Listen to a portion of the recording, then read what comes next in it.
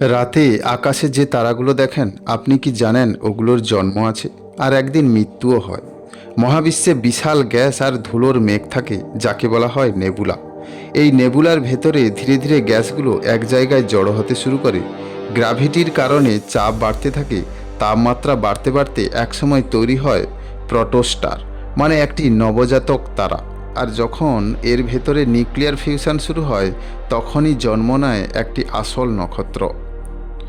একটি তারা তার জীবনের বেশিরভাগ সময় হাইড্রোজেন জ্বালিয়ে আলো ও তাপ দেয়। আমাদের সূর্যও ঠিক একই স্টেজে রয়েছে। এই সময়টাকে বলা হয় মেন সিকুয়েন্স। একটা তারা কোটি কোটি বছর ধরে এভাবেই জ্বলতে থাকে, আমাদের জীবনের চেয়ে অনেক অনেক বেশি সময়। কিন্তু এক সময় হাইড্রোজেন শেষ হয়ে যায়, তখন শুরু হয় তারার শেষ অধ্যায়। ছোট তারা যেমন সূর্য ধীরে ধীরে ফুলে গিয়ে রেড জায়ান্ট হয়ে যায়, তারপরে বাইরের অংশ ছড়িয়ে দিয়ে তৈরি হয় হোয়াইট ড্রফট।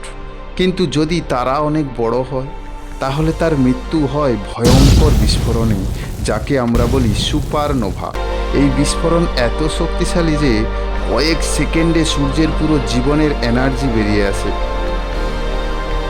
এই সুপারনোভার পরে তৈরি হতে পারে নিউট্রন স্টার বা ব্ল্যাক হোল, মানে একটা তারার মৃত্যু থেকেই জন্ম নেয় মহাবিশ্বের সবচেয়ে রহস্যময় বস্তু, এই সুপারনোভা। ভাবুন তো, যে তারাগুলো আমরা রাতে দেখি, তার মধ্যে কতগুলো হয়তো ইতিমধ্যে মারা গেছে। আপনি কি জানতেন আমরা আসলে অতীত দেখছি?